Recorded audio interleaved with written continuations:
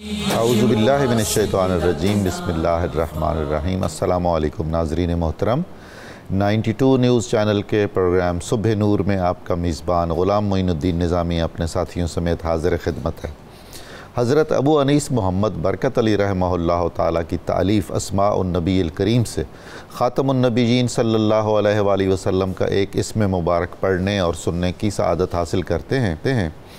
सय्यदुना साहिबुल इल्म सल्लल्लाहु अलैहि वसल्लम, हमारे सरदार तमाम उलूम के मालिक, दुरूद व सलाम भेजे अल्लाह ताला आप पर, आपकी आले पाक पर और आपके सहाबा किराम रिदवानुल्लाह ताला अलैहिम अजमईन पर। सही बुखारी शरीफ में है कि रसूलुल्लाह सल्लल्लाहु अलैहि वसल्लम ने इरशाद फरमाया, इल्म वो ख़ज़ाना है जिसकी कुंजी सवाल है, पूछना, दरियाफ़्त करना। बस इल्म का सवाल कीजिए। नीज़ आप सल्लल्लाहु अलैहि वसल्लम ने एक और मकाम पर इरशाद फरमाया, जाहिल को अपनी कम इल्मी पर ख़ामोश नहीं रहना चाहिए और आलिम को अपने इल्म पर चुपचाप नहीं बैठना चाहिए। नाज़रीन मुकर्रम, आज हम बराह रास्त कुरान करीम से इस्तिफ़ादा करेंगे सूरह हुजरात की आयत नंबर 6 का एक जुज़, जिस पर हमारी बातचीत होगी। इन जाअकुम फ़ासिक़ुम बिनबइन फ़तबय्यनु, अगर कोई फ़ासिक आपके पास कोई ख़बर लाए तो पहले अच्छी तरह से उसकी तस्दीक कर लीजिए। कितना ज़रूरी उसूल है। नाज़रीन मुकर्रम, वैसे तो पूरे का पूरा कुरान करीम ही दस्तूर अखलाक है और दस्तावीज़ तहज़ीब व तमद्दुन है। कुछ सूरतें ख़ास तौर पर ऐसी हैं जिनमें आदाब और अखलाक बकसरत बयान किए गए हैं। दीन मुबीन इस्लाम की शान देखिए कि इसने समाजी मामलात और मुआशरती मामलात को भी दर्जा अव्वल के मसाइल में बयान किया है। 1450 साल पहले का आप तसव्वुर फरमाइए। आज हमें इस मसले की शिद्दत का एहसास हो रहा है। खुदावंद ताला ने तब फरमा दिया था कि कोई ख़बर आए और एक मशकूक किस्म के किरदार का आदमी आपको कोई बात बयान कर रहा है तो आप चढ़ ना दौड़ें और उसकी बात पर एतमाद न करें। ठंडे दिल से सारे पहलुओं का जायज़ा लें, मालूम कर लें कि बात दुरुस्त भी है या दुरुस्त नहीं है। उसके बाद आपने जो इक़दाम करना है वो करें। ये ऐसा कमाल का उसूल है और आज हमें सबसे ज़्यादा इसकी ज़रूरत महसूस हो रही है।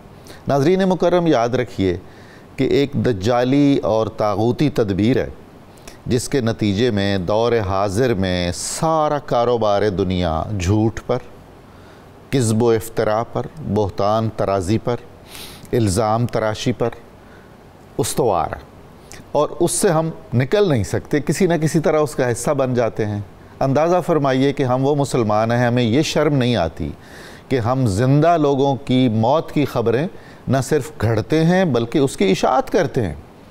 माअज़ल्लाह माअज़ल्लाह, ये एक मुसलमान की हुर्मत की तौहीन भी है और अल्लाह और उसके रसूल की नाफरमानी भी है। और अल्लाह के रसूल सल्लल्लाहु अलैहि वसल्लम ने फरमाया कि अस्सिद्क़ु युंजी वल किज़्बु युहलिक, सच बात आपको निजात दिलाती है दीन में, दुनिया में, और जो झूठ है वो आपको हलाकत की तरफ ले जाएगा हर जगह पर। और ये हमने हंसी मजाक बना लिया, ठट्ठा बना लिया। हमें इस्लाम के आला सुनहरी अखलाकी आदाब कब आएंगे? कौन लोग होंगे जो इस परचम को लेकर उठेंगे कि ज़वाहिर इस्लाम की अहमियत अपनी जगह पर है, लेकिन जो बातनी तज़किया है, जो इस्लाम का मकसूद है और उस अखलाक मोहम्मदी की झलक हमारे किरदार में कब आएगी? ये जो अफवाह साजी है, ऐसे ही इधर से बात सुनी बग़ैर किसी तस्दीक के आगे भेज दी और आगे चलते चलते वो कुछ की कुछ बन जाती है। इसके इस कदर नुकसानात हैं, घर उजड़ जाते हैं, बिरादरियों में तनाज़े फैल जाते हैं, मुल्की और कौमी सतह पर मसाइल पैदा होते हैं, बैनुल अक़वामी इमेज मुतासर होता है। हमें इस सब कुछ से कोई ग़रज़ ही नहीं होती।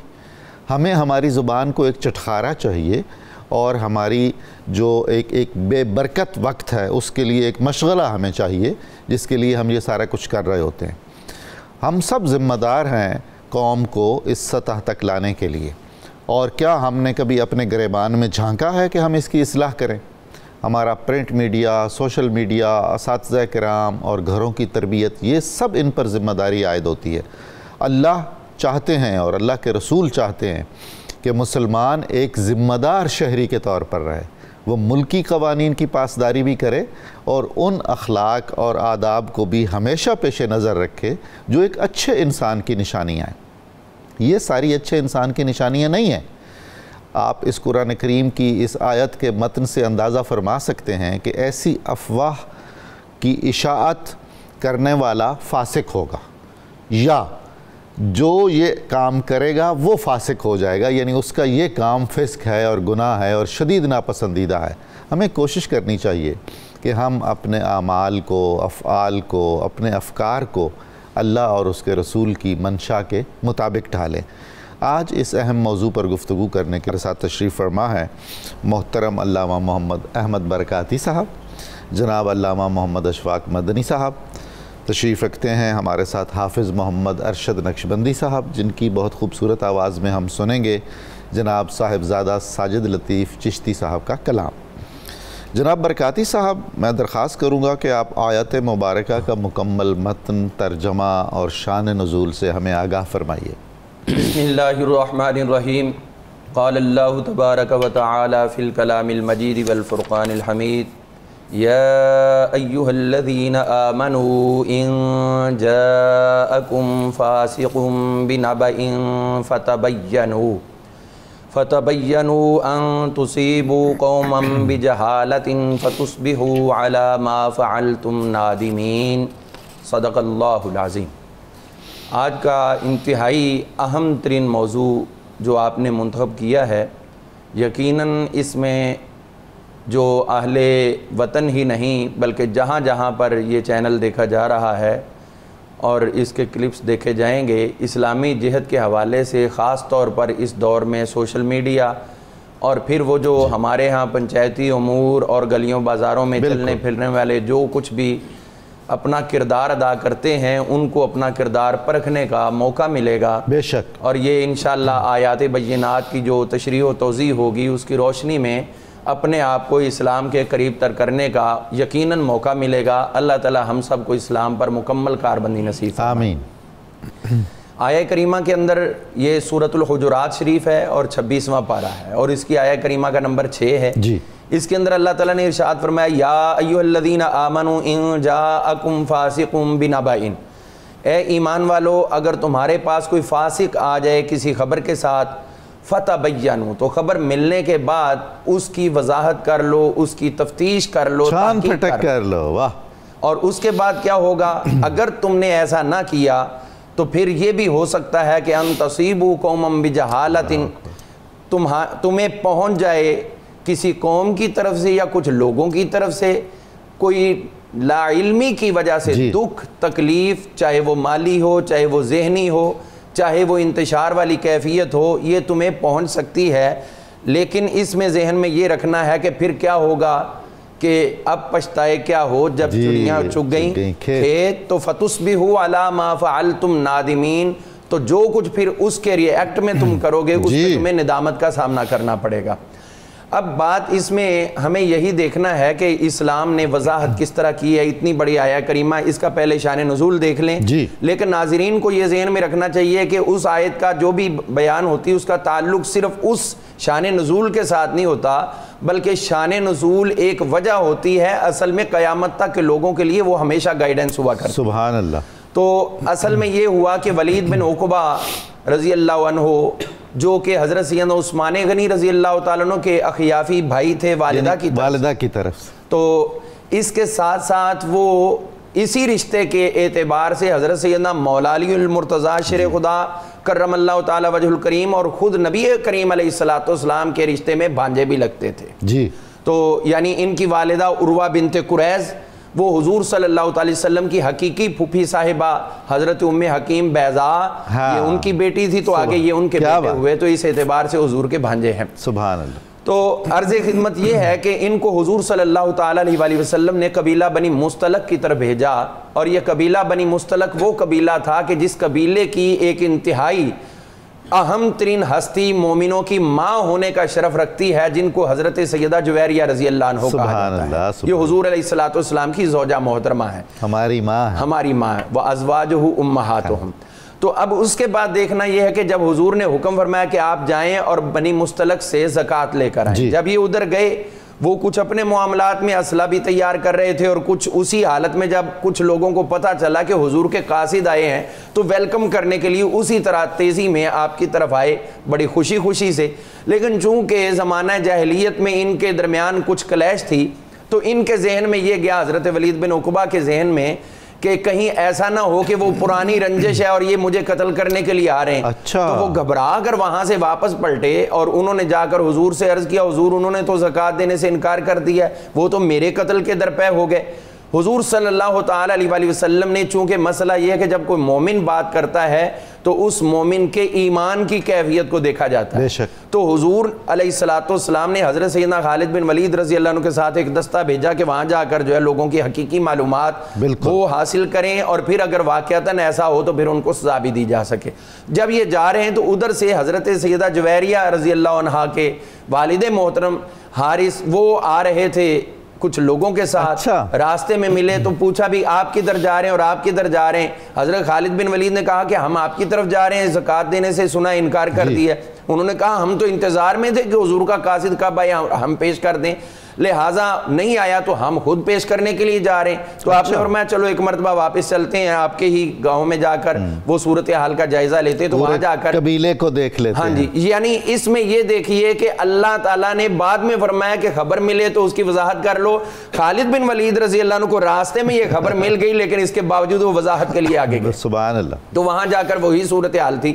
تو پھر اس کے بعد یہ آیا کریمہ نازل ہوئی. اللہ تعالیٰ فرمایا اے ایمان والو، جب تمہارے پاس کوئی بھی آئندہ نیکسٹ ٹائم کوئی بھی فاسق آئے، کسی قسم کا بھی انسان آئے، تو جب وہ تمہیں کوئی خبر دے تو اس کی پوری وضاحت کر لو، تحقیق کر لو، تاکہ کوئی تمہیں ڈس انفارمیشن ملے تو اس کی وجہ سے تم اپنا نقصان نہ اٹھا سکو. یہ اس کا پس منظر ہے اور ہمارے لیے قیامت تک کے لیے راہیں اللہ تعالیٰ نے متعین کر دی. جھوٹ بولنا، جھوٹی خبر پھیلانا یقیناً یہ کسی بھی معاشرے کے اندر مستحسن نہیں ہے، اور نہ ہی اس کو کبھی پسند کیا گیا اور نہ کبھی پسند کیا جا سکتا ہے. ایک فطری طور پر انسان جو ہے وہ سچائی کی طرف مائل ہوتا ہے اور جھوٹ سے بچتا ہے، لیکن جس کے ذہن میں شیطان اپنا ڈیرا ڈالتا ہے، جتنا مضبوط ڈیرا ڈالے گا اتنا ہی وہ جھوٹ کی طرف زیادہ جائے گا. نبی کریم علیہ السلام کی خدمت طیبہ طاہرہ میں جب ایک شخصیت نے عرض کی تھی حضور میں اسلام قبول کرتا ہوں، یہ 3 برائیاں ہیں، ان میں سے آپ جو برائی کہیں گے میں وہ چھوڑ دیتا ہوں. تو حضور نے فرمایا تھا کہ جھوٹ بولنا چھوڑ دو. اب اس جھوٹ بولنے کا جو انہوں نے ارتکاب کرتے تھے اب چھوڑ دیا تو سچائی نے برکت کیا دی. الصدق ینجی والکذب یہلک. اس کی برکت سے اللہ نے نہ صرف ان کی باقی برائیاں بھی چھڑوا دی بلکہ ان کو اسلام کے اوپر پورا کاربند فرما دیا. قرآن مجید میں اللہ تعالیٰ نے جگہ جگہ پر ایسی چیزیں ارشاد فرمائی ہیں. اور یہ جو منافقین تھے ان کا تو ایک طرہ امتیاز تھا جو اللہ تعالیٰ خود فرماتا وَإِذَا قِيلَ لَهُمْ آمِنُوا، جب ان سے کہا جائے، بلکہ اس سے پہلے فرمایا وَإِذَا قِيلَ لَهُمْ لَا تُفْسِدُوا فِي الْأَرْضِ، کہ تم زمین میں فساد نہ کرو. اب فساد کیا وہ تلواریں پکڑ کے تو نہیں کرتے تھے، وہ خنجر اٹھا کے نہیں کرتے تھے. لڑائیاں کرنا فساد نہیں ہے، بلکہ وہ اپنی زبان کے ساتھ جو غلطیاں پھیلاتے تھے. اور ان کا جو چیف تھا عبداللہ بن ابی، اس نے جو ڈس انفارمیشن کا ایک میدان گرم کیا ہوا تھا، پورا سیل قائم کیا تھا. آج جو لوگ جھوٹی خبر ملتی ہے اس کو پھیلاتے ہیں اور مرچ مسالہ لگا کر آگے بڑھاتے ہیں، تو وہ دیکھ لیں ایک طرف حضور صلی اللہ تعالی علیہ وآلہ وسلم کی ذات والا تبار ہے اور دوسری طرف عبداللہ بن ابی ہے. حضور علیہ السلام سچائی کے امن اور ایسے سچائی پسند کے کفر کا زمانہ بھی ان کو صادق کہا کرتا تھا. اور یہ عبداللہ بن ابی ہے جو جھوٹ کے اوپر اپنے آپ کو چلا رہا تھا. آج ہمیں اپنے کردار کا تعین کرنا ہے کہ ہم رسول اللہ صلی اللہ علیہ وسلم کی طرف جا رہے ہیں یا عبداللہ بن ابی کی طرف. تو قرآن پاک نے واضح کر دیا کہ لعنت اللہ علی الکاذبین، اگر ادھر جاؤ گے تو پھر دنیا تو دنیا رہی، قیامت تک اللہ تعالیٰ کی پھٹکار پڑتی. ماشاءاللہ. علامہ صاحب بہت خوبصورت شعر مجھے ایک یاد آ رہا ہے. رخ روشن کے آگے شمع رکھ کر وہ یہ کہتے ہیں ادھر جاتا ہے دیکھیں یا ادھر پروانہ آتا ہے. تو یہ چوائس تو کرنا ہوتا ہے نا، اور وہ تذبذب میں بھی نہیں رہنا ہوتا. حضور فسق اور فاسق کیا چیزیں ہوتی ہیں اور تحقیق اور تصدیق کی ان تمام امور میں کیا اہمیت ہے؟ بسم اللہ الرحمن الرحیم.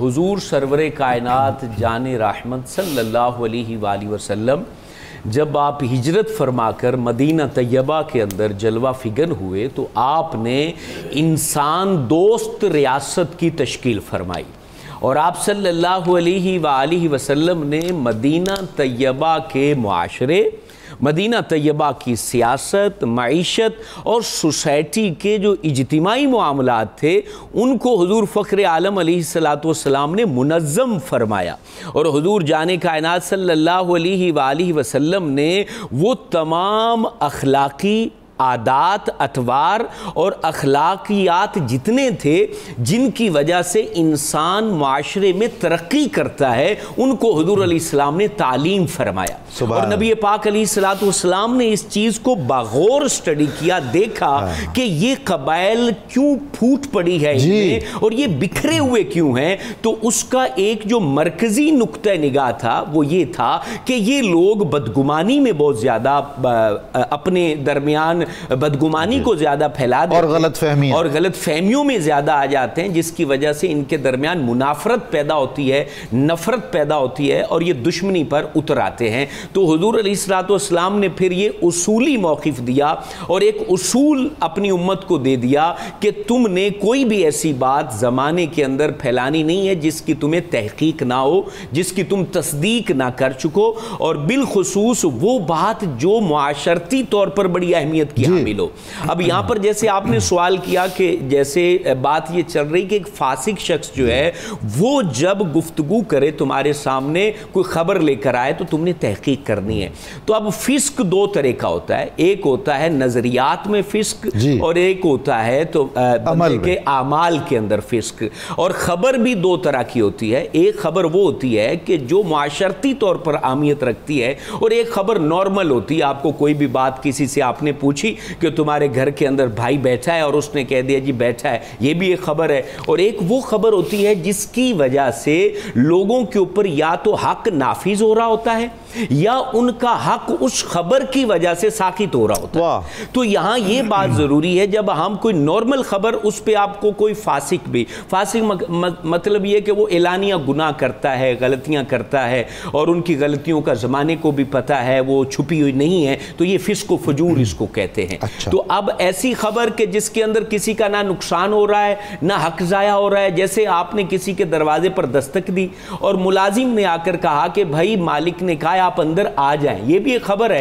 تو اب آپ نہیں دیکھیں گے کہ یہ فاسق ہے، نیک ہے، صالح ہے، نمازی ہے، متقی ہے، آپ اس کی خبر کے اوپر آپ جو ہے اعتماد کر سکتے ہیں، آپ ان کے گھر میں جا سکتے ہیں۔ تو یہاں جو اسلام کہہ رہا ہے کہ آپ نے مکمل تحقیق کرنی ہے، وہ اہمیت کی حامل خبر ہوتی ہے جس کی وجہ سے معاشرے میں فساد برپا ہوتا ہے۔ اگر آپ اس کو قبول کر لیں اور نفرت پیدا ہوتی ہے، جس طریقے سے آج بھی آپ عالمی دنیا کو دیکھیں، ممالک کو دیکھیں، تو کئی جنگیں ہیں جو اس غلط فہمیوں کی وجہ سے اور بددیانتی کی وجہ سے، خبروں کی تحقیق نہ کرنے کی وجہ سے جو ہے نا یہ جنگیں لگ رہی ہوتی ہیں۔ ابھی بھی اگر آپ دیکھیں ہمارے پڑوس میں جو کچھ بھی ہو رہا ہے تو آپ اس میں دیکھیں کہ وہ تحقیق نہیں ہے، انہوں نے کوئی تحقیق نہیں کی ہوتی اور وہ سارا ملبہ ہمارے جو ہے نا وہ ملک کے اوپر وہ داغ دیتے ہیں، جس کی وجہ سے نفرت پیدا ہوتی ہے، پریشانی پیدا ہوتی ہے۔ تو اگر ہم اسلام کو دیکھیں، اگر ہم قرآن مجید کو دیکھیں تو وہ آپ کا مخالف ہو،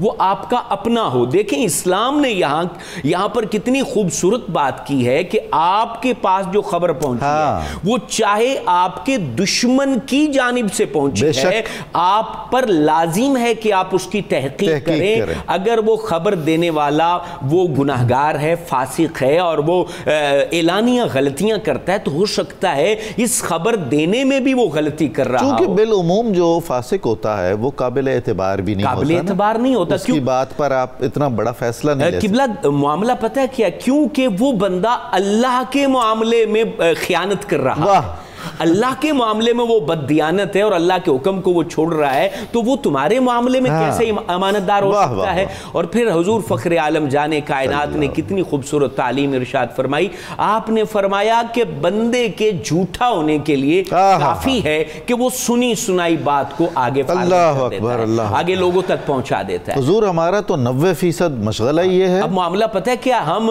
ایک تو خبر کو پھیلا دیتے ہیں اور جب پتہ چلتا ہے تو ہم 2 دو جملے بولتے ہیں جی معذرت مجھ سے غلطی ہو گئی، اگلے بندے کا مستقبل اجڑ گیا، اس کی عزت داؤ پر لگ گئی، وہ پریشانی کا شکار ہو گیا، اور ایک جملے سے وہ اس کی وہ ساری رسپیکٹ تلافی نہیں ہو سکتی۔ اور پھر حضور فخر عالم کی اس حدیث پر میں بات کو مکمل کرنا چاہتا ہوں۔ آپ جان کائنات صلی اللہ علیہ وآلہ وسلم نے ارشاد فرمایا کہ مومن وہ ہے، مسلمان کامل وہ ہے جس کی زبان سے اور اس کے ہاتھ سے اگلا مسلمان محفوظ ہو۔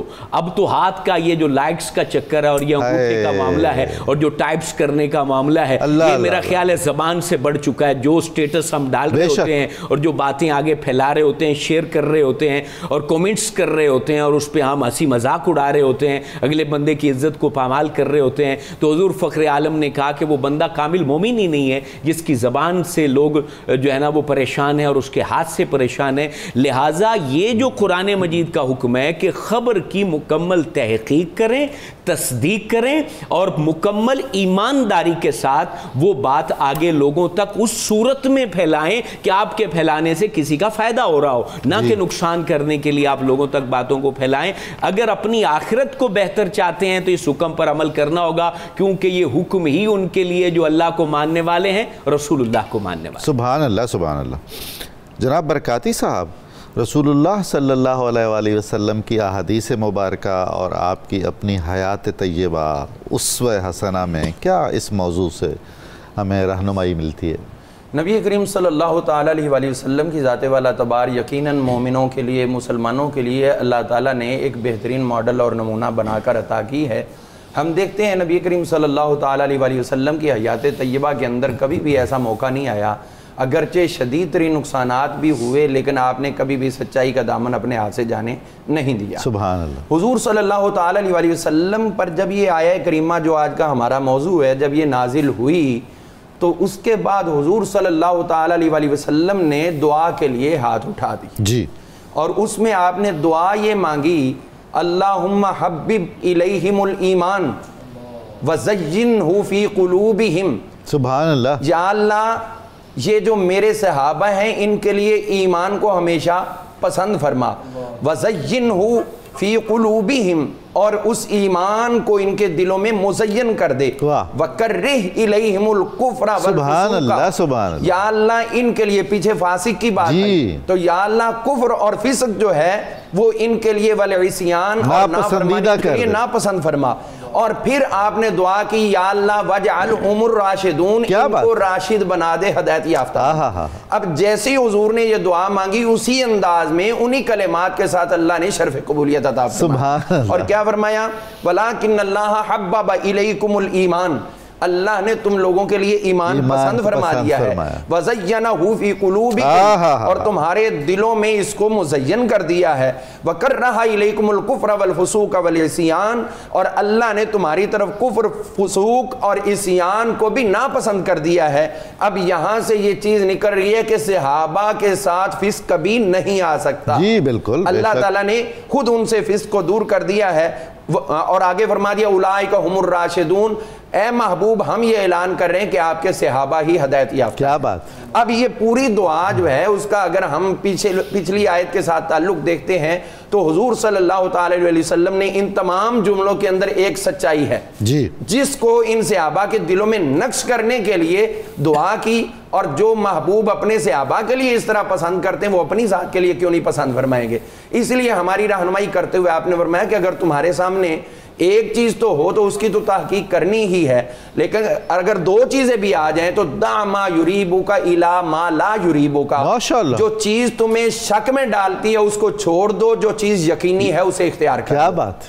اب اسی طرح حضور صلی اللہ تعالی علیہ وسلم نے ارشاد فرمایا الصدق یہدی الی البر، سچائی جو ہے انسان کو نیکی کی طرف لے کر جاتی ہے، والبر یہدی الی الجنہ، اور نیکی جو ہے انسان کو جنت کی طرف لے کر جاتی ہے، یعنی سچائی جنت میں جانے کا ٹکٹ ہے۔ واہ، سچائی جنت میں جانے کا ایک ٹکٹ ہے جو حضور نے ہمیں عطا فرما دیا۔ اور اسی طرح حضور صلی اللہ تعالی علیہ وسلم نے جو ایک موقع پر آپ جلوہ گر تھے اور صحابہ سے ارشاد فرمانے لگے، کیا میں تمہیں اکبر الکبائر، بڑے گناہوں میں سے بھی بڑا گناہ نہ بتاؤں؟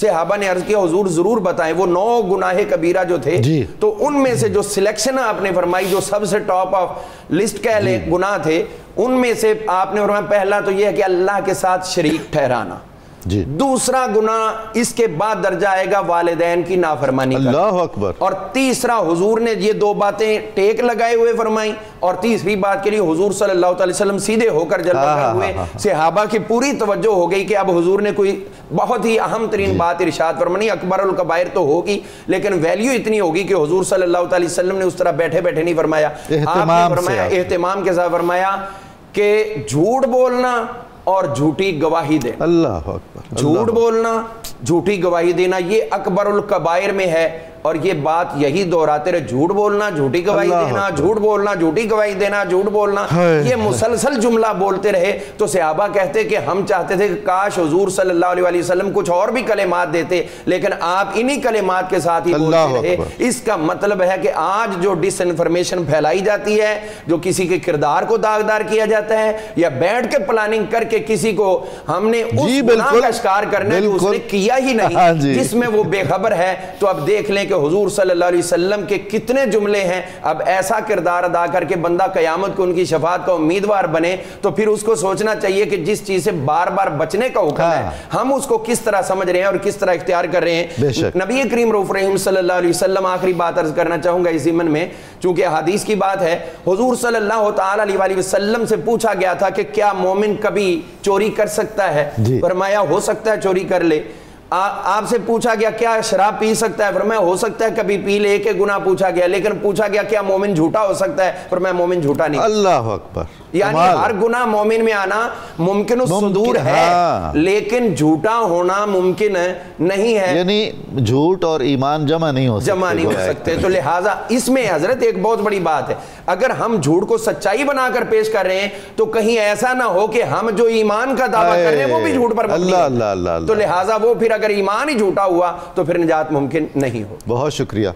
नाज़रीन मोहतरम, हमें एक मुख्तसर वक्फ़ा लेना है, दुरूद पाक सुनने की सआदत हासिल करेंगे हम सारे। आप हमारे साथ रहिएगा, हम बहुत जल्द दोबारा हाज़िर खिदमत हो रहे हैं।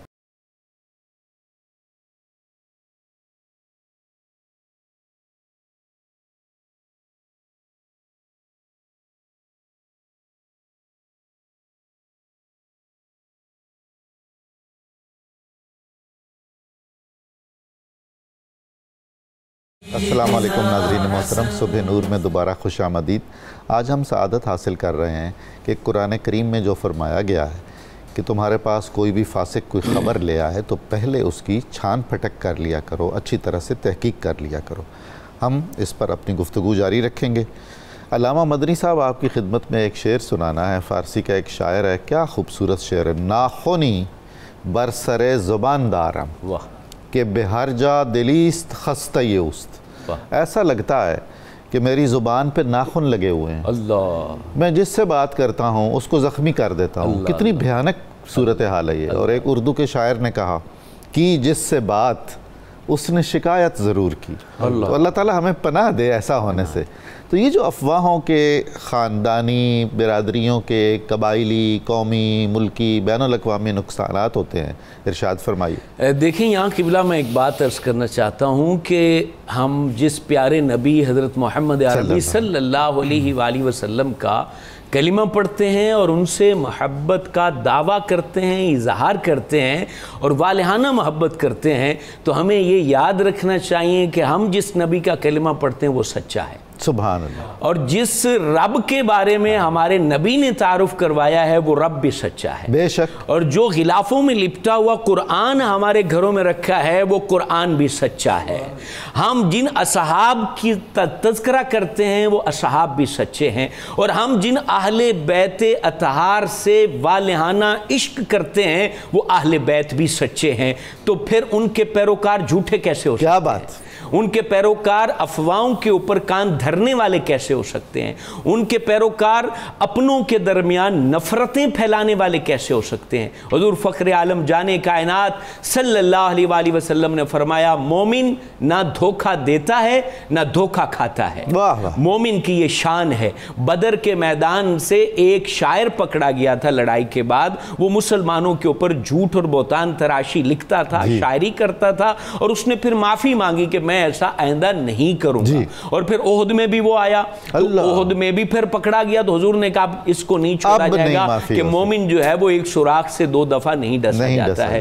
تو حضور فخر عالم علیہ السلام کی یہ بہت زیادہ اس کے اوپر تلقین ہے. حضور علیہ السلام نے اس پہ تعلیمات واقعات کی صورت میں بھی ارشاد فرمائی ہیں. جیسے آپ نے کہا نا افواہ کے نقصان کیسے ہیں, یہ احادیث کی کتب کے اندر بلکہ بخاری میں بھی یہ واقعہ لکھا ہوا ہے. بنی اسرائیل میں ایک عابد تھا, ایک نیک شخص تھا, اس نے آبادی کے باہر جو ہے اپنے گرجا بنا رکھا تھا, عبادت خانہ, اور وہاں وہ اپنی عبادت میں مصروف رہتا.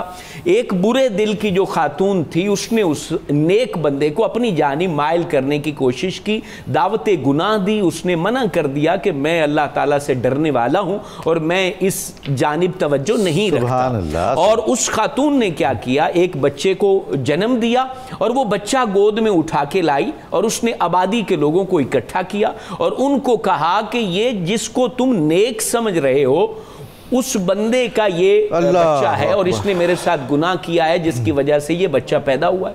اب لوگوں نے اس افواہ کی کوئی تحقیق نہیں کی, وہ سارے چڑھ دوڑے, انہوں نے اس کا عبادت خانہ گرا دیا, اس کو زخمی کر دیا, خون میں وہ تر بتر ہو گیا. ایسے ہوتا ہے کہ بعد میں پتہ لگتا ہے کہ یہ بندہ تو جی بے گناہ تھا, پولیس والوں نے مار مار کے اس کی تباہی کر دی, اس کا نام تباہ ہو گیا, عوام اس کو مار مار کے, اور پھر اس کا فیصلہ پھر ہماری چونکہ عدالتی نظام ایسا ہے کہ فیصلہ بھی 5 سال کے بعد ہوتا ہے اور اس میں خبر چل رہی ہوتی جی وہ فلانا بندہ تو بالکل ٹھیک تھا, یہ تو غلط فہمی تھی اور غلطی سے ہی ہو گیا. بڑی آپ حوصلہ افزا بات فرما رہے ہیں کہ 5 سال بعد ہو جاتا ہے فیصلہ. ہاں کچھ نہیں, یہ چھوٹے ایک صفر ساتھ لگا لیں. ہاں یہ بات آپ صحیح کہہ رہے ہیں, وہ صفریں تو جتنی بھی لگا لیں افسوس کا مقام ہے. اب معاملہ یہ تھا کہ بعد میں اس بندے نے کہا جب اس کا عبادت خانہ گر گیا, وہ زخموں میں چور چور ہو گیا, وہ کہنے لگا کہ مجھے مارا کس معاملے میں جا رہا ہے, تو کہا کہ یہ تمہارے اوپر الزام ہے. تو آپ نے اس بندے نے, حضور علیہ السلام فرماتے ہیں, وضو کیا, اللہ کے حضور سجدہ ریز ہوا, اس کے بعد اس نے درخت کی ایک ٹہنی توڑی اور اس ٹہنی کو حدیث میں آیا ہے کہ اس بچے کو یوں ہلکا سا چبھویا اور وہ گود میں بچہ تھا اور کہا کہ بتاؤ تمہارا باپ کون ہے, اور رب تبارک و تعالی بندہ سچا ہو تو پھر بے زبانوں کو بھی زبان عطا کر دیتا ہے. اور پھر اس نے بولا, بے زبان بچے نے جو کہ ابھی بولنے کی عمر میں بھی نہیں تھا, اس نے بولا کہ فلاں چرواہا میرا جو ہے وہ باپ ہے. حضرت یوسف کی گواہی بھی تو دی تھی. اب یہاں پر جو ہے ان لوگوں نے پھر کہا کہ ہم آپ کا جو گرجا عبادت خانہ ہے ہم سونے سے تعمیر کر دیتے ہیں. ان کا مجھے کیا ضرورت ہے, تم نے جو تکلیف پہنچانی تھی وہ پہنچا دی. لہذا گھروں کا اجڑنا افواہوں کی وجہ سے ہے, برادریوں کا ٹوٹ پھوٹ افواہوں کی وجہ سے ہے, طلاقوں کا جو ریشو بڑھ رہا ہے وہ افواہوں کی وجہ سے ہے, عدالتوں میں جو خواتین دھکے کھا رہی ہیں وہ افواہوں کی وجہ سے ہے, جو قتل و غارت ہے اس کے پیچھے بہت بڑی افواہ ہوتی ہے. قریب ایک نوجوان قتل ہوا, اس کے پیچھے یہی برادری کے اندر قتل ہو گیا, افواہوں کی وجہ سے قتل ہو رہے ہیں. لہذا افواہ کو جو ہے اس پر کان نہ دھریں. فرمایا کہ جو کسی کی بات تمہارے کان میں پہنچا رہا ہے تمہاری بھی بات اس تک پہنچائے گا. لہذا ایسے دروغ کو اور ایسے کینچی کی طرح رشتوں کو کاٹنے والے مرد و عورت ان سے دور رہیں اور محبتوں کو پروان چڑھانے والوں کو قریب کریں, زندگی آپ کی جنت بن جائے. سبحان اللہ سبحان اللہ. برکاتی صاحب, اسلامی اخلاق اور آداب میں خاص طور پر جو اس مسئلے کو بہت اہمیت دی گئی ہے کہ افواہ نہ پھیلائیں, افواہ پر کان نہ دھریں, تو اس کا مطلب یہ ہے کہ یہ بہت ہی اہم ہے اور اس سے بڑے ہی مضر اثرات ہوتے ہیں. دیکھیے اس بارے میں تو اللہ تعالیٰ نے اور خود نبی کریم صلی اللہ تعالیٰ علیہ وآلہ وسلم نے بہت زیادہ وضاحت عطا کر دی ہے. قرآن مجید میں سورہ نور کے اندر اللہ تعالیٰ نے ارشاد فرمایا, اور یہ وہ واقعہ عفق کے پس منظر میں اللہ تعالیٰ فرمائے استلقونہ بِأَلْسِنَتِكُمْ وَتَقُولُونَ بِأَفْوَاهِكُمْ مَا لَيْسَ لَكُمْ بِهِ علم. اللہ کہ جب تم اپنی زبانیں چلانے لگے اور اپنے منہ سے وہ باتیں کہنے لگے جس کا تمہیں علم ہی نہیں تھا. یعنی اللہ تعالیٰ نے اس حوالے سے ڈس انفارمیشن پھیلانے والے لوگ چاہے صحابہ کے درمیان پھیلائیں تو اللہ تعالیٰ نے وہاں پر بھی یہ کہہ دیا کہ جو سنی سنائی بات آگے کرے گا وہ دیکھ لے کہ اس کا کریکٹر کیا ہے. اسی طرح اللہ تعالیٰ نے خود ایک اور مقام پر فرمایا وَلَا تَقْفُ مَا لَيْسَ لَكَ بِهِ علم, جس چیز کا تمہیں علم نہیں ہے اس کے پیچھے مت پڑو, ریسرچ کرو, اس کی تحقیق کرو. سبحان اللہ. آپ یہ دیکھیے حضرت سیدنا مولا علی المرتضیٰ شیر خدا کرم اللہ تعالی وجہ الکریم سے پوچھا گیا تھا کہ ایمان اور کفر کے درمیان کتنا فاصلہ ہے, واہ, تو آپ نے فرمایا 4 انگلیوں کا. اچھا آپ نے فرمایا 4 انگلیاں، 4 انگلیوں کا. وہ حیران ہو گئے کیسے؟ فرمایا یہ آنکھ سے کان 4 انگلیوں کا فاصلہ ہے. اللہ اکبر. جو چیز تم سنتے ہو جس کی تحقیق نہیں کی، اگر آنکھوں سے دیکھ لیتے تو پھر تم ایمان پر رہتے، اور بغیر سنے سنائے تم چل رہے ہو تو یہ چیز تمہیں کفر کی طرف لے کر جا رہی. نبی کریم صلی اللہ تعالیٰ علیہ وسلم نے اسی لیے ارشاد فرمایا المسلم من سلم المسلمون من لسانہ و یدہ. مسلمان تو حقیقی ہے ہی وہ جس کی زبان سے اور جس کے ہاتھ یعنی کردار سے دوسرے مسلمان محفوظ رہے. میں بدگمانی رکھ سکتا ہوں آپ سب کے بارے میں، مسلمان بھائیوں کے بارے میں؟ ایک مومن اور بدگمانی یہ کبھی بھی اکٹھے نہیں ہو سکتے. خود حضور نے فرمایا ایاکم والظن فإن بعد الظن اسم مبین، کہ اگر تم لوگ بچ سکتے ہو تو بدگمانی سے ضرور بچو، اس لیے کہ بعض دفعہ بدگمانی کرنا تمہارے لیے بہت بڑے وبال کا باعث بنتا ہے. بے شک. تو اس حوالے سے دیکھیے حضور صلی اللہ تعالیٰ علیہ وسلم اگر نے میں حسد کی بنیاد پر، بغض اور عناد کی بنیاد پر افواہ پھیلاؤں، غلط بیانی کروں، اس کی اجازت ہے؟ دیکھیے وہ تو ایک بغض ہے نا، لیکن اگر محبت میں بھی پھیلائی جائے تو وہ بھی جائز نہیں ہے. آپ دیکھیں آج سوشل میڈیا پہ ہر ایرے گیرے کی بات یہ حضرت مولا علی کا فرمان ہے. افسوسناک. ہر عام گھڑی ہوئی بات حضور صلی اللہ تعالیٰ علیہ وسلم کی طرف منسوخ کر دی جاتی. اسی لیے محدثین نے الموضوعات، موضوعات کبیر اور ان عنوانوں کے تحت بہت سی کتابیں لکھی جن میں لوگوں نے جو جھوٹ گھڑ کے صاحب اسلام کی طرف اور کسی اور اہم ترین شخصیت کی طرف منسوب کیے ہیں. انہوں نے اس کی پوری بےخنی کر کے حدیث کے حوالے سے تو رسول اللہ کا ارشاد بھی بڑا من کذب علی متعمدا فلیتبوأ مقعدہ من النار. جو آدمی مجھ پہ جھوٹ بولتا ہے جان بوجھ کے وہ اپنا ٹھکانہ جہنم کے اندر بنا لے. اللہ اکبر. اب اس میں ایک اور فرمان ہے حضور کا. آپ ارشاد فرماتے ہیں قیامت کے احوال میں کہ ایک وقت وہ آئے گا، طویل روایت ہے، ایک وقت وہ آئے گا، سنن ابن ماجہ میں موجود ہے کہ رویبدہ بولے گا.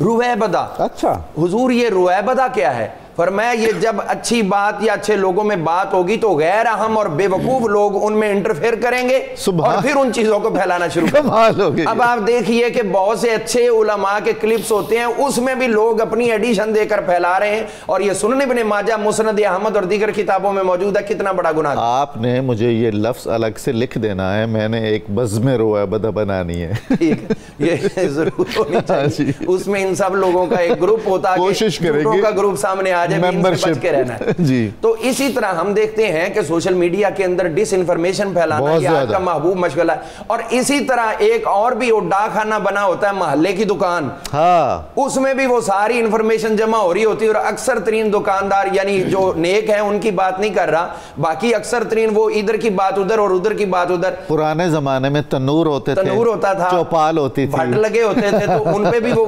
میاں اور اس قسم کے جو کریکٹر رکھنے والی وہ یہ چیزیں پھیلا رہی ہوتی تھیں.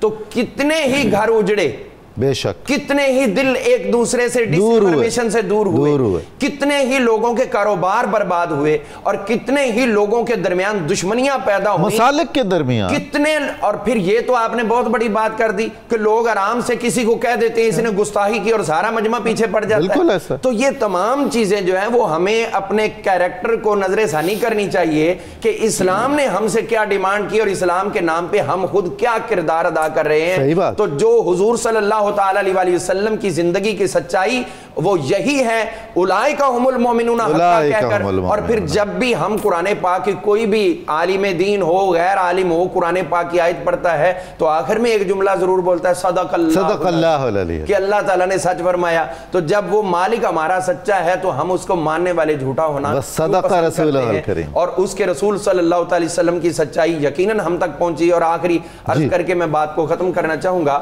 کہ یہ جو آج کا سوشل میڈیا ہے، جی، اگر اس کو ہم پوزیٹیولی لے لیں، جی، جو حضور علیہ السلام کی تجارت کا انداز تھا، بے شک، وہ جو آ کر حضور علیہ السلام کی ساتھ رفاقت کرنے والے لوگوں نے بیان کیا کہ حضور کاروبار کس طرح کرتے تھے، لوگ اپنی چیزوں کی اچھائیاں بیان کرتے اور اس چیز کے اندر اگر کوئی کمی ہوتی تو حضور علیہ السلام وہ بیان کیا کرتے تھے، سب سے پہلے وہ بیان. تو اس کا مطلب ہے کہ حضور کا سامان جب سب سے پہلے فروخت ہوتا تھا تو آج بھی وہی جام گردش میں لا ساکیا، اگر وہی کردار ادا کریں گے تو ہمارے کاروبار بھی آگے بڑھیں گے اور ہمارے کردار بھی آگے. بہت خوب. علامہ مدنی صاحب بہت ضروری بات کی ہے کہ جو سوشل میڈیا اور دیگر پلیٹ فارمز ہیں اس کی جو صورتحال ہے وہ بہت ہی تشویشناک ہے.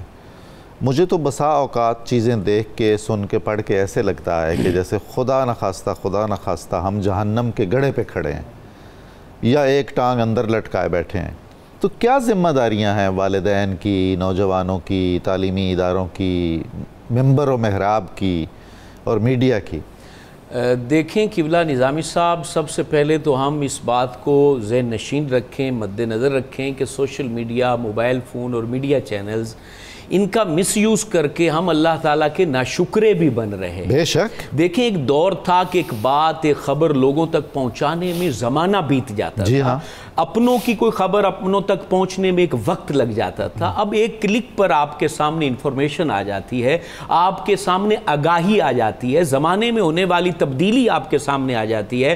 اس کا درست استعمال ہمیں بہت فائدہ دے سکتا ہے. دیکھیے حضور، لیکن کوئی نعمت ہے یا سہولت ہے، جی یہ دیکھیں سائنس کے اندر ترقی ہونا یہ اللہ تعالیٰ کی نعمت ہے کہ اللہ نے ہماری عقلوں کو، فہم کو، ادراک کو بلندی بخشی ہے، تو یہ ساری سہولتیں ہمارے سامنے ہیں نا. اب دیکھیں ایک کتاب ہے، اب یہاں پر ہم 100 کتابوں کو ایک موبائل کے اندر پڑھ لیتے ہیں، ورنہ اتنی لائبریری اٹھا کے کہاں جاتے. تو یہ ساری چیزیں نعمت میں آتی ہیں، لیکن اس کا مس یوز کر کے ہم اپنے آپ کو نقصان میں پہنچا رہے ہیں، ہم اپنے معاشرے کو نقصان کا شکار کر رہے ہیں. لیکن یہ جو ساری صورتحال قبلہ بنی ہوئی ہے، اس کے اندر جو ناظرین کو اپنی جانب مائل کرنے کی جو غیر تعمیری مسابقت ہے، وہ اس کی بہت بڑی اللہ اکبر. ہر شخص چونکہ پیچھے ڈالر لگا دیے گئے ہیں کہ آپ نے اتنے ملین ویوز لے لیے تو آپ کو اتنے ڈالر مل جائیں، یعنی اللہ اور اس کے رسول کی رضا حاصل نہ ہو، لوگوں کی رضا حاصل ہو اور لائک زیادہ ملے. اور لوگوں کی بھی رضا مقصود نہیں ہے، صرف یہ کہ پیسہ ڈالرز آ جائیں. اس میں ظاہر سی بات ہے جو مشہور شخص ہوتا ہے یا کوئی سچویشن جو کرنٹ چل رہی ہوتی ہے، اس کو اس طریقے سے پیش کر دیا جاتا ہے کہ ہر بندہ اس کو کلک کرتا ہے، ہر بندہ اس کو دیکھنا چاہتا ہے کہ آیا ایسا ہو گیا ہے، فلاں بندہ مر گیا ہے، حالانکہ وہ اسپتال میں غریب ٹریٹمنٹ اچھا ولا تجسسو کے حکم کی بھی تو ہم خلاف ورزی کر رہے ہوتے ہیں. وہ کر رہے ہوتے ہیں کیونکہ اس چیز کے اندر یہ چیز ہے کہ لوگ زیادہ مائل ہوتے ہیں. یہ عربی مقولہ بھی ہے، انسان اس چیز کا حریص ہے جس سے اس کو روکا جائے. وہ اس میں زیادہ پڑتا ہے، وہ لکھ دیتے ہیں نا اس کو نہیں دیکھنا تو اس کو لازمی دیکھیں گے، اس کو وہ لازمی سنیں گے. تو یہ تجسس کی جو کیفیت ہے یہ انسان کے اندر رکھی گئی ہے. لیکن چونکہ میڈیا یہ بات جاننے والی ہے کہ یہ بہت بڑی طاقت رکھتا ہے، کوئی شک نہیں، یہ بلیک میل کرتا ہے لوگوں کو، ان کے پاس انفارمیشن کا سمندر ہوتا ہے، وہ اس کا مس یوز کریں، اس کا درست استعمال کریں. یہ میڈیا چونکہ حکومتوں کے اوپر ایک نگران ہوتا ہے، ان کے اعمال کو جو ہے نا وہ کہتا ہے کہ تم یہ غلط کر رہے ہو، یہ تمہیں نہیں کرنا چاہیے، یہ کرنا چاہیے. بعض حقائق بدل کر بھی تو پیش کرتا ہے یا کچھ حقائق پیش ہی نہیں کرتا. ہاں یہ ان کی ذمہ داری تھی کہ یہ ان کی غلطیوں کے اوپر انہیں تنبیہ کرتا کہ آپ لوگوں کو فائدہ پہنچائیں. لیکن یہ کہ اس کو بدل دینا، حقیقتوں کو بدل دینا اور اپنی انفارمیشن سے ذاتی بینیفٹ اٹھا کر اپنے ملک کو ہی سیل آؤٹ کر دینا، اپنی سیکیورٹی کو سیل آؤٹ کر دینا، اپنے تحفظ کو دو پہ لگا دینا، یہ چند سکوں کے بدلے تو آپ کر رہے ہیں، لیکن اس کا جواب دے پڑے گا. کیونکہ قرآن مجید فرقان حمید نے واضح طور پر کہا ہے کہ میدان معشر میں رب تمہاری زبانوں پہ تالے لگا دے گا اور تمہاری آنکھوں سے سوال کرے گا کہ جواب دو، تمہارے کانوں سے سوال کرے گا جواب دو، تمہارے ہاتھوں سے سوال کرے گا جواب دو. تو اس وقت بتانا پڑے گا.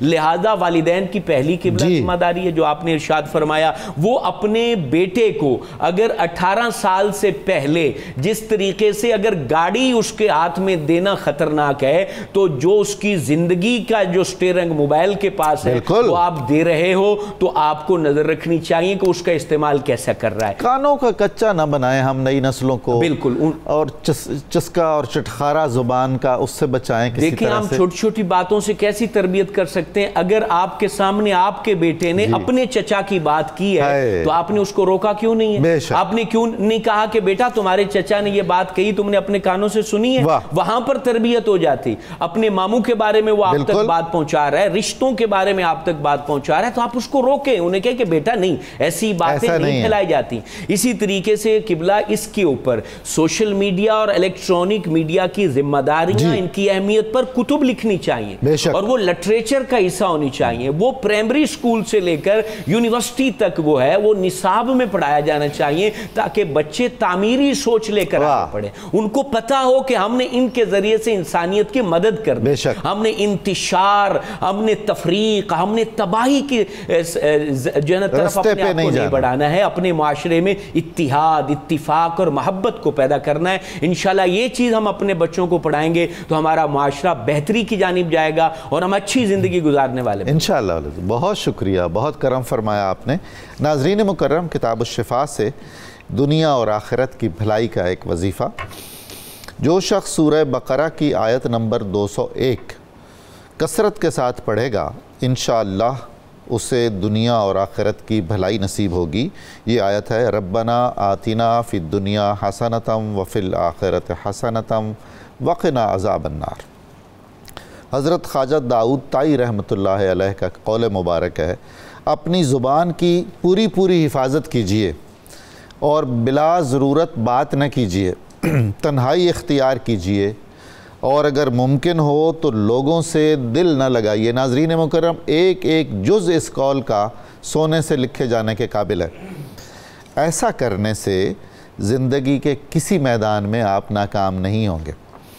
آج کے اخبار روز 92 نیوز میں حضرت سیدہ فاطمہ بنت سیدنا امام موسیٰ کاظم علیہ السلام پر بہت عمدہ مضمون شائع ہوا ہے, آپ ملاحظہ کیجئے گا. پروگرام کی تفصیل جاننے کے لیے صبح نور کے ایکس کو فالو کریں, ہمارا فیس بک پیج لائک کریں, پروگرام دیکھنے کے لیے ہمارا یوٹیوب چینل سبسکرائب کریں اور ہمیں اپنی قیمتی رائے سے ضرور آگاہ کریں. اب ہم آپ سب مل کر جہاں جہاں بھی ہیں نعرہ مقصد پاکستان لگاتے ہیں, اور اس کے بعد ہم کلام سنیں گے حافظ محمد ارشد نقشبندی صاحب سے. آئیے نعرہ لگاتے ہیں, پاکستان کا مطلب کیا؟ لا الہ الا اللہ محمد رسول اللہ صلی اللہ علیہ وسلم. جی جناب حافظ صاحب. قرآن میں اللہ نے پیغام دیا ہے,